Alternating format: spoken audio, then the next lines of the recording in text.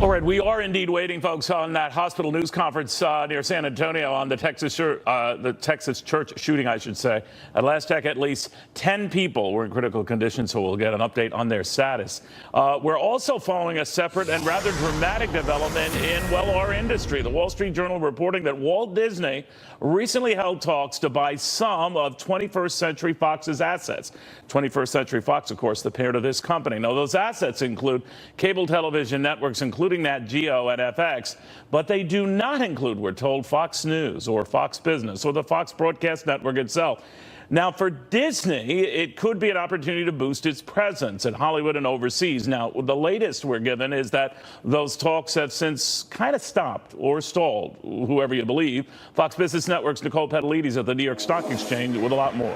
Hey, Nicole. Hey, Neil. Good afternoon. And we certainly saw the stocks correlation to the breaking news throughout the day. I mean, we saw, for example, Fox was down, and then we had this news that really broke throughout the afternoon, and then you saw it showed up around 1:30 p.m. And that happened with Fox, with Disney, and funny enough, CBS. We've heard from we have reached out, 21st Century Fox, parent of this network, declining to comment. We also reached out to Disney, waiting on a response. The Wall Street Journal put out this news that Disney may be acquiring a stake.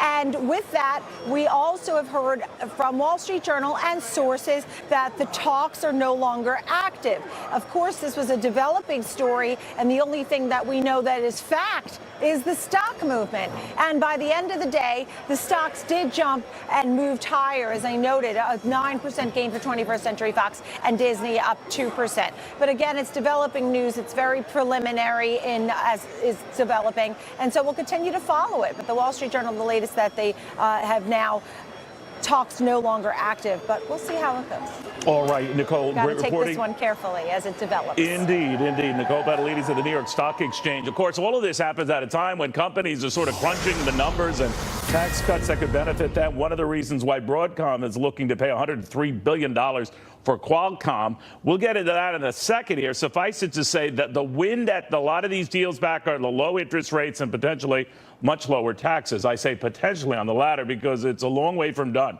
You're looking live at the nation's capital where the markup of that Republican bill to cut taxes is underway.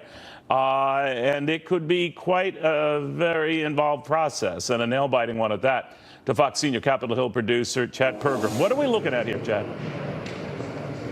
Well, this is the markup session in the Ways and Means Committee where they go through the bill line by line over the next several days, probably by Thursday, and then they will report out a bill. We expect some changes, possibly something on the individual mandate. Something we found out about this bill here is that there is actually a sixth bracket that deals with taxing the very wealthy. In other words, if you pay $1 million or so, or you earn $1 million or so, on the first $200,000 of that above the $1 million threshold, you get hit with what they call a bubble tax, 6%. It's a surcharge. Now, there are bubble taxes in the corporate rate and things.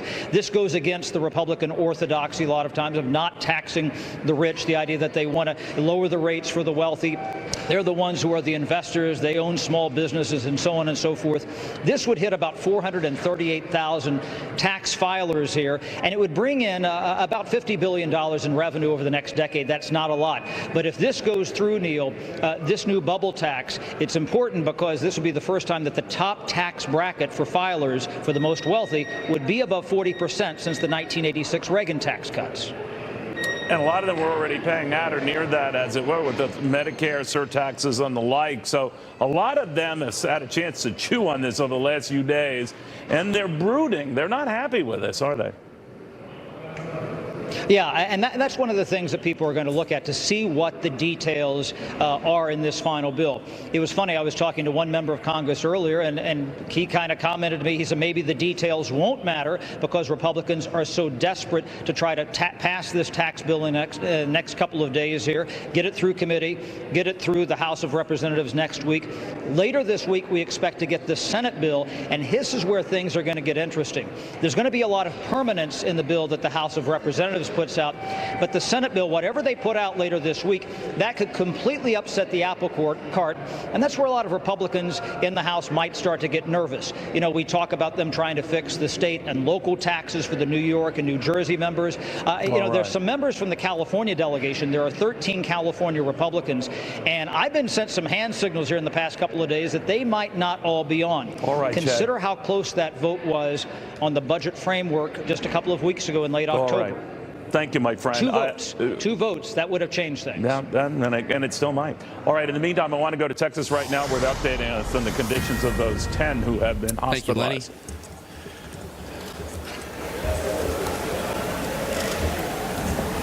So we're here today to honor the group of first responders from San Antonio EMS and the San Antonio Fire Department who saved the life of a shooting victim, Mr. Tobias Walker, by controlling his severe bleeding before he reached the hospital here. Although it required an unusual degree of hemorrhage control because of his condition, the skills they used actually are basic skills that can be taught to the general public, and those are the types of skills we teach in the Stop the Bleed campaign. Because we know that EMS can't be everywhere, law enforcement can't be everywhere at the same time. Often if you're going to be involved in some type of an event where you may be injured or may be bleeding, the first responder may be your buddy, maybe be your husband, your wife, your friend, or it may be a total stranger. So the Stop the Bleed campaign is really an initiative to teach the majority of the populace of the country basic bleeding control techniques. So yesterday, as in yesterday's terrible shooting in Sutherland Springs shows us, along with other many mass casualty events that we've seen around our country in the last several years, we can never know when these skills may be important to us, but they will be important. Before I bring the first responders up to recognize their heroic efforts, I want to speak a little bit about the events of the mass casualty event that unfolded here yesterday from the Sutherland Springs church shooting, as it's obviously on the forefront of everybody's mind, and it really plays right into the initiative that we are intended to teach here. First of all, here at University Hospital, we received 9 patients from the shooting incident. We had 4 children, 5 adults. 1 of the children died. We currently have 3 adults and 3 children remaining in the hospitals, and their conditions range from serious to very critical. We actually had a couple of adults and a child that was, as I already discussed, died in the hospital. I should also mention that this is not just University Hospital. Our hospital is part of a bigger trauma system. And part of that system actually includes the San Antonio Military Medical Center, Brooke Army Medical Center, who's also the other adult level 1 trauma center in the city. Brooke Army Medical Center, I believe, saw 8 patients and operated on 4 patients. So again, this collaboration is richly supported by the community, and actually is really the foundation of the trauma system. In one sense, the timing of the incident sort of played into our response. Yesterday, we happened to be having our annual or normal credentialing review by the American College of Surgeons verification review team, and so it so happened that we had 7 trauma surgeons here when we got the first call about the mass casualty event, the active shooter, which is great, except a trauma surgeon without this and without all the staff is really just a set of hands. We're pretty useless. So how did this all come about? So I have to say that, we in South Texas are the beneficiaries of an extremely sophisticated trauma system that is basically the Southwest Texas Regional Advisory Council for Trauma, or STRAC. STRAC was generated by the leadership of University We Hospital. are going to continue the trauma monitoring this, surgery. the latest that we have on those who survived this horrific shooting. At first, there were 9 injuries reported involving 4 children and 5 adults. One of those children died, so 3 children still in the hospital. 3 adults remain in the hospital. 2 were released earlier this morning, so 6 remain hospitalized. The read on all of this from former FBI Assistant Director Ron Hosko. Ron, there's so much we still don't know about the shooter, what motivated him. We do know that he was able to kill his wife's grandmother. His intent was unknown, even now. You know, terror is terror, right? I mean, whether it's assigned to ISIS or foreign elements or homegrown or those having nothing to do with ISIS. But we know in this case, this guy failed what you have to require to get a permit, a gun permit, yet he still had a gun. What happened? Yeah, Neil, I think you and I have discussed the unthinkable repeatedly in the last year or so, and here we are again discussing what's unthinkable.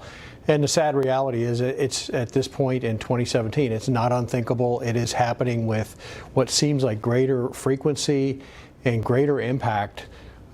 Here, you know, someone who has shown a propensity to harm not only his spouse but a child, and comes into a church and bent on mass destruction, you know, gunning down innocents across the board, and especially children. And so it feels like, you know, somehow something has failed. The system has allowed him to come into possession of a weapon, despite the fact that now we're hearing today depression or serious mental illness in his past. His activities while in the Air Force that cost him a year in the brig, and then this bad conduct discharge. Somewhere the system feels like it's failing, that dots are not being connected. And you and I have discussed in the past the mental illness aspect of these active shooters. That I think is going to be shown as clearly part of this. And again, how do we get that information from the mental illness, the medical system, or the treatment system into the FBI system so that someone is absolutely a prohibited possessor and they don't get a gun? You know, what little we do know, Ron, to your point, is that Devin Patrick Kelly had been sending threatening texts to his mother-in-law. And he was angry, and that was known to a lot of people who knew him. I'm wondering, whatever failed him to get a gun permit, he obviously got his hands on a gun.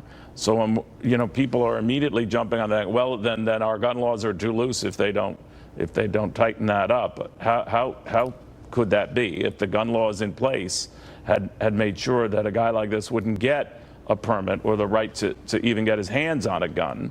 What has to be tightened up here? What little we do know, at least, of his anger and his history of abusive language.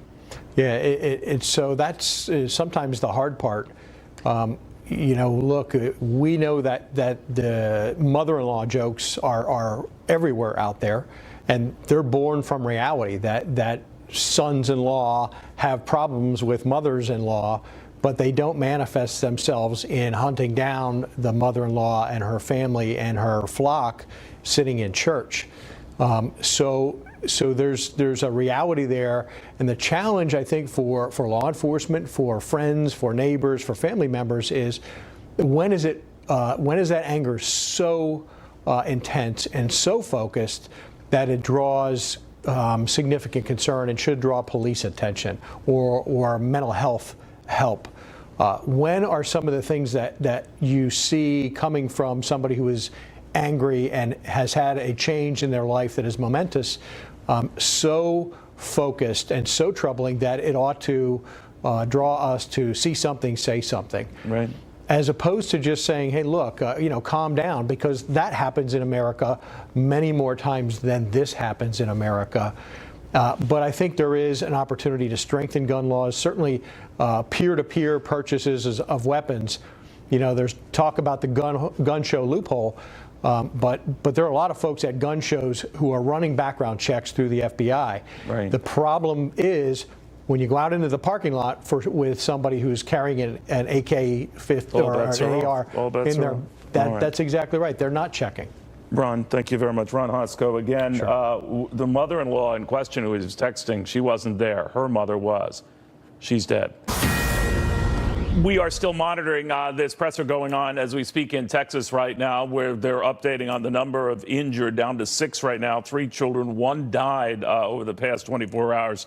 3 adults remain in the hospital in varying degrees of critical condition, we are told. This area includes the district represented by Texas Democrat Henry Cuellar, who joins us right now. Congressman, thanks for taking the time. Thank you so much. What do we know about the assailant? We do know that he was sending a lot of nasty texts. We do know that he failed to get a gun permit, yet he had a gun. What do we know, Congressman? Well, yesterday when I was talking to the sheriff, Joe Tackett, and some other folks, they gave me some of this information, and based on what I was, because I know where this person was from, Comal County. I know, of course, I represent Sutherland Springs. He didn't just find this place. And I was saying yesterday, there has to be some sort of connection, some sort of nexus. And apparently this is what I think we're seeing. The mother-in-law, there was a connection there. It's a sad place. If you look at it, this is a small little community, very close-knit. Everybody knows each other. And I think when the final names are released of the people that got killed and either got injured, people are going to know everybody there because it's a very small community. I'm very familiar with that community. But even though they're facing this grieving period, this healing period, it's a community that's going to come together. We're going to do everything to be helpful to this community. I have no doubt about that, Congressman. But the case of Devin Kelly does make me ask. He lived some 30-some-odd miles from this church. Do you know what connection he had to it? I know his mother-in-law went there. I know his grandmother-in-law, the grandmother died. The mother-in-law wasn't there at the time. Was this meant to target them? Do we know anything? Well, we don't know. I've been in contact with the sheriff, and I'd rather let law enforcement talk about the motives itself. But since yesterday, I've been saying there has to be some nexus. You don't just pick this small rural area without having a nexus or a connection. And I think that's where the investigation is going to lead us to. Do you think there's so much we don't know to your proper point, sir, but we do know enough that he left a pretty intense social media profile, at least when it came to text, I should say, that were angry and that should have sent alarms up, and maybe his former wife and her family relayed those to authorities. There's so much we still haven't been able to ascertain. But do you think that should be the purview of law enforcement if messages are angry or to the degree these were threatening, that they should be made aware? There are a lot of privacy advocates who say, go slowly here. What do you say? Well, certainly I think this is something that we need to talk about. Certainly, are there any red flags? When do we see this? Whose purview is it to look at those red flags? Is there hey, if you know something, tell something? I mean, there's a lot of questions that we need to look at. And I think it's, we need to look at lessons learned from here because, this is something that we saw in Las Vegas. I mean, not the same type of facts, but, we're seeing killings. But we need to look at lessons learned and see what we need to go from here. All right, sir. My deepest sympathies and thoughts and prayers to your constituents. Thank you for taking so the much. time. Thank you. All right. In the meantime, there are elections tomorrow, believe it or not, in Virginia and in New Jersey. They could telegraph how things go next year. Maybe, maybe not. We're on it after this. The people who were making the decisions, even for the DNC, they didn't come and work with us. They told us to shut up and basically let them win the election. All right. Could all of this recent infighting among Democrats continue ahead of 2 key gubernatorial races tomorrow in Virginia, where you have Democrat Ralph Northam taking on Republican Ed Gillespie. Also in New Jersey between front-running Democrat Phil Murphy, Republican Kim Guadagno. All right.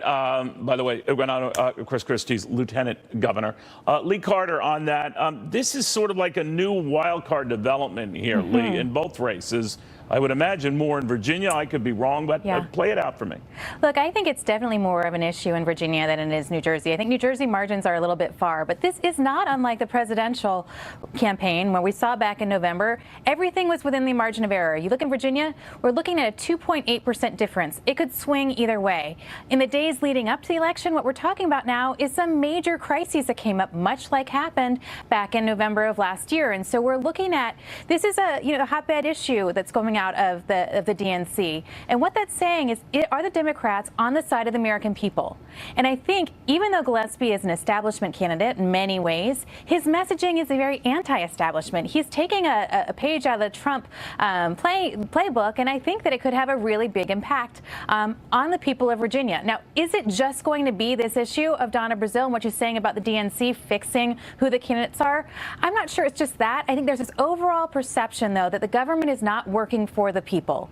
And there's this overall perception that the parties are tying the hands of the people. And so I think that this could really have a big impact. I also think that when you're looking at a shooting like we had over the weekend, that's going to have a lot of impact on how people want to have either the right to have guns or how they want to feel safe. And then there's a whole other host of issues. If you look at some of the advertisements that Democrats ran last week, you're looking at some really insulting advertisements about what they said Republicans who want to wave the Confederate flag and carry their guns are. It was really insulting to people, and that's very much like the basket full of deplorable comments, because I think it shows a fundamental lack of understanding of the American people who want to support some of those traditional values. But Lee, you could argue that the backdrop for all of this is still frustration with the president, and his polling numbers very soft. Washington Post ABC poll, it might be deemed fake news or whatever the White House might be calling it, but it does show his support at an all-time low. Now, among his base, very strong, and the base could come out in both of these states. In Virginia, where it could turn the tide, New Jersey seems to be a more uphill climb. But a general question I have for you is whether such races telegraph how odd as they are, because these are the only two states with big elections right now, how the midterm could go. 8 years ago, you could have argued that those gubernatorial battles, particularly that brought in Chris Christie, telegraphed something that was going to happen in the following year's midterm election. What do you think? Look, I think that is a really interesting point, because if you think about it, what's going to happen right now based on everything that we know? We know that the presidential approval rating is at an all-time low. But what we're also seeing is that these races are really close. And so that's not usually what we're seeing. So what I think all of this underscores is that people want an anti-establishment, somebody who's going to go in and change things up and deliver what the people want, much more of a populist message. And so I think this is a warning sign not to Republicans and not to Democrats. I think this is a warning sign really to establishment candidates that they need to get with a program and start speaking to the people in a way that resonates, that is authentic, in a way that people are going to trust them again, because it's not just the president's approval rating that's low, it's all Congress, no, you're right about it's that. all politicians, it's all establishment, it's all institutions. People don't trust the same things they did before, and so that the candidates are going to have to look at that carefully. And so when Bannon talks about taking candidates and putting out their anti-establishment candidates, that's who I should be worried about. That's what I'd be looking at as we're coming into the midterms. Lee, thank you very much. Lee Great to Carter. be here. Speaking of these crucial elections, we'll be live covering them on Fox Business Network starting at 8 p.m. till whenever, because they will have a big consequence for you and your money and your future. And as I said with Lee, could telegraph how even the midterms go. Oftentimes they do. So we'll watch that very closely. Meanwhile, you know about the latest shooting, the latest, I say, in Texas. Bishop T.D. Jakes on how we can step back and deal. You know, they just sort of numb you after a while. Think about this: 26 dead, 20 wounded, a horrific shooting at a church in Texas. The youngest, 18 months, the oldest, 77, to Bishop T.D. Jakes on how we can step back and try to cope. His latest bestseller gets into these and other issues about our great inner potential. Sometimes that has nothing to do with religion and everything to do with our inner being. He joins us right now. Bishop, I hate to meet with you on occasion like this, but a lot of people come back and say, and they've heard a number of preachers on our air and elsewhere, saying that God is there to unify us and support us and get us through this. But they come back and say, well, why did God let this happen? What do you say? You know, that's a common question that you get during times like these. But I think that kind of shifts the responsibility for what's going on in this country into the heavenly realm. I think that there are so many things that we can do as men that would help situations like this, that before we lay the blame at the feet of the cross, I think we really need to look at the way we handle guns, the way we love people, the way we report warning signs, the way we have dysfunctions in the history of people who are mentally incompetent. This isn't an act of God. This is an act of man, and a terrible act at that. We don't really try to equate that with being a move of God. There's so many things that we can do as men that would help to alleviate these types of tragedies. You know, you're right about that, and I'm wondering, Bishop, if there's something we're missing, because in the case of gun laws, they might not have changed things here. And I don't want to get into a gun law debate, pro or con, that this guy failed to get a gun permit yet had a gun, that he had a long record, to your point, of sending some pretty nasty, threatening texts, and yet authorities either weren't alerted or didn't act, or both. So you're right, there are some gaping holes in our system that allow this kind of thing to happen more frequently than we like, huh? You know, Neil, we have to look at the whole cadre of things that are at our disposal. I don't think that it's one size fits all, but we all have to be aware of these volatile relationships, these domestic violence cases that are reported, people threatening to go off the edge, people that we work with, that we live with, that we love, that we care about. We have to be more observant and take them more seriously today. That's part of the responsibility. We certainly need to look at gun control as it relates to people with mental dysfunctions and so forth, at least having a very serious discussion about it. Churches have to look at how we can be better protected while we worship. There's just a whole cadre of things that we have to consider in order to diminish the amount of horrific tragedies that we keep seeing on television over and over again. You know, we learn increasingly in our society, maybe it's gotten increasingly violent, certainly over the last 17 or 18 months, a disproportionate number of shootings, to your point. And they just say that is an issue that's uniquely American. Of course, we see it abroad as well. And on a per capita basis, you could make an argument both ways, I guess. But do you ever get a sense, when you talk to your parishioners and they live in fear and they live just wondering whether they'll be next? I mean, I actually heard someone this morning say, well, maybe we should lock churches. Maybe we should be inspecting who comes in, even frisk them. How do you feel about that? Well, you know, we don't want to go overboard, but we do want to be cautious. Every pastor, every leader feels responsible to create a safe environment for people to come and to worship and to have fellowship. But it's difficult to control relatives and in-laws and all of those sorts of things to exempt them from being able to be in service. We've had security at the Potter's House for a number of years because we are blatantly aware of these kinds of problems and how they do come up in any gathering when you have crowds of people amassing themselves. What does that mean, Bishop? I mean, because you attract thousands. I mean, how do you handle that?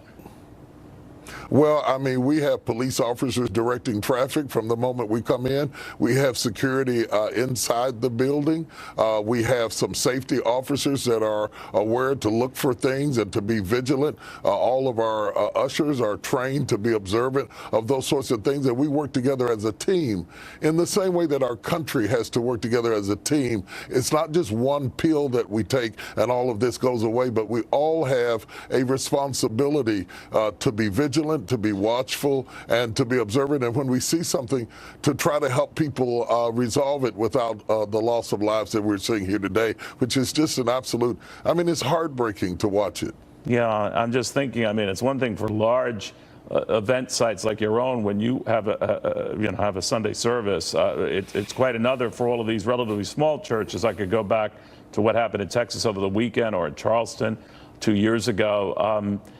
But we might have to rethink all of that, huh?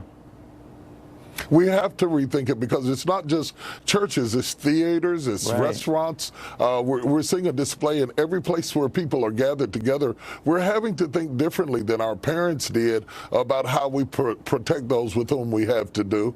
But I think it starts before we get to the event. I want to go back and underscore, it starts in the house around the dinner table. It starts in arguments and discussions over the phone. We just really have to take these things more seriously. And then when we do reach out to the police department, they have to take them more seriously as well, because so many times when we do report something, if we don't have an actual incident, it is often disregarded. And we have to rethink how we process the kinds of problems and the stress factor that you mentioned, which is so prevalent amongst all people today. I think people are so stressed out, they're right on the verge, and people that you thought wouldn't do that flip over the edge so easily. We have to be our brother's keeper. They are few and far between, but the few obviously do and wreak a great deal of havoc. Bishop, thank you for taking the time.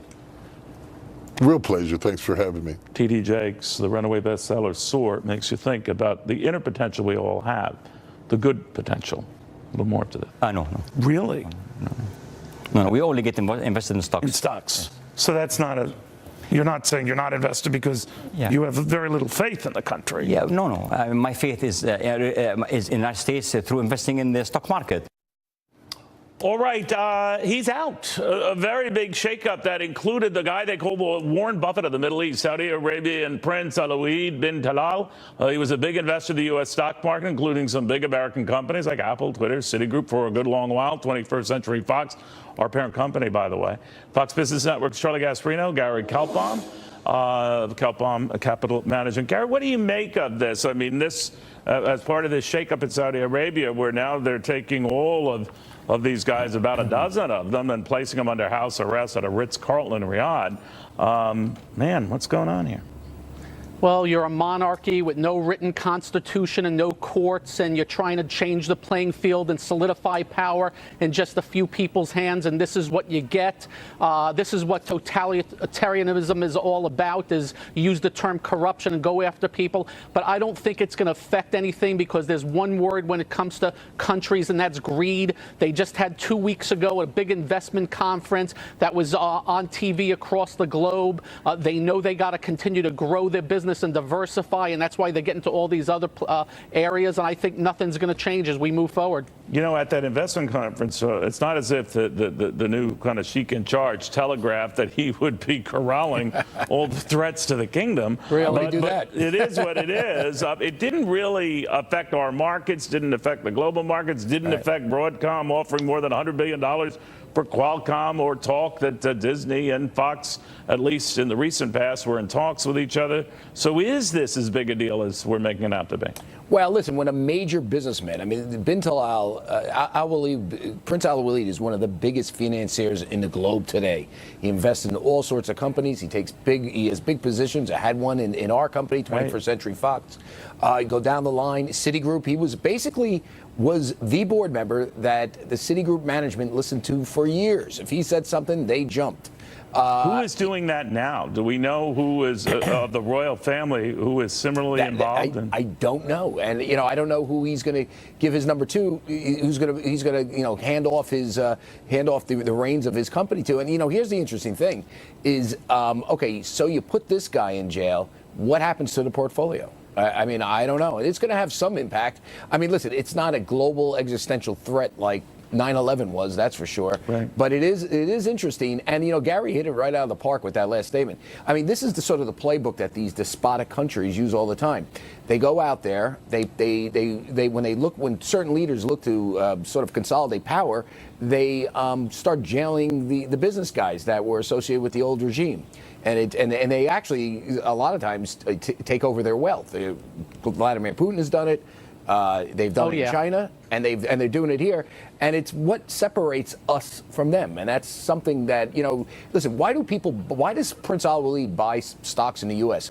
Because we do actually have a rule of law. It's not like, one guy comes in and you're about to go to jail. Then I worry about it, because, Gary, I mean, people have this idea that Saudi Arabia is this stable kingdom and everything else, but they're dealing with a lot of internal friction, and it isn't accidental to move.